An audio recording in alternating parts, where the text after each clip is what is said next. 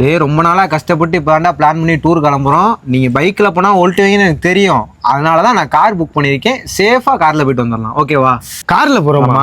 ஏன்டா கார்ல போறப்ப 8வது பெண்ல வண்டி கவுந்து 8வது பெண்ல உடம்பும் 1வது பெண்ல உயிர் இருந்தா என்னடா பண்றது? உன்னை அங்கனே அடக்கம் பண்ணிட்டு வந்துருவோம். என்னடா கார்ல காலை எடுத்து வைக்கல அதுக்குள்ள காரை கவுத்திட்டா சரியான அபசகுணம் பிடிச்சவனா இருப்பான் போலயே. இப்பெல்லாம் பேசினா எப்பலாம் டூருக்கு போறது? ரொம்ப நாள் கழிச்சு இப்பாண்டா ட்ரிப்பே கிளம்புறோம். தயவுசே இப்படி பேசாத.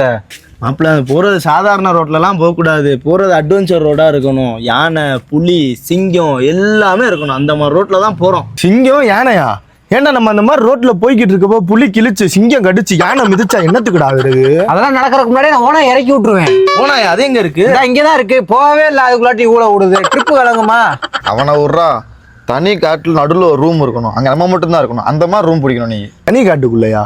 ஏன்டா அப்ப தூங்குறப்ப போர்வைக்குள்ள பாம்பு வந்துச்சுன்னா போட்டு தூங்குவோம். பேய் வந்துருச்சுன்னா? டேய் உனக்கு வர பிடிக்கலன்னா வராது. இல்ல நீ டூருக்கே வராத. சும்மா போட்டு டென்ஷன் ஆகிட்டு போடாங்கிட்டு. இல்லடா மாப்பிள்ள, இப்ப நான் வராம நீங்க மட்டும் தனியா போய் செத்து போயிட்டு குடும்பத்துல நான் தானடா பாக்கிறேன். நீ டூருக்கே வாடா. நீ டூருக்கே வாடா. சரி என் அம்மாவுக்கு ஃபோன் பண்ணி சொல்லிக்கிறேன்டா. ஹலோம்மா, நான் டூருக்கு போறேன். திருப்பி வருவேன் நான் நல்லா தெரியல. என்னை எதிர்பார்த்து நீங்க இருக்காங்க. உங்க வாழ்க்கையை நீங்க பாத்துக்கோங்க. என்னோட கடைசி ஃபோன் கால் இதுவா கூட இருக்கலாம். டேய் நீ என்னடா கிரிக்கமா பேசிட்டு இருக்க? திருப்பி ஊருக்கு தானே வர போறோம். இல்ல மாப்பிள்ள, போற வழியில நம்ம ஆக்சிடென்ட் ஆகி செத்து போயிட்டோம்னா நீ ஏன்டா மாப்பிள்ள இவ்வளவு தூரம் யோசிக்கிற? நாங்க இப்பயே உன்னை சாகடிச்சிடறோம். நாங்க நிம்மதியா போயிட்டு வந்துடுறோம் டூருக்கு.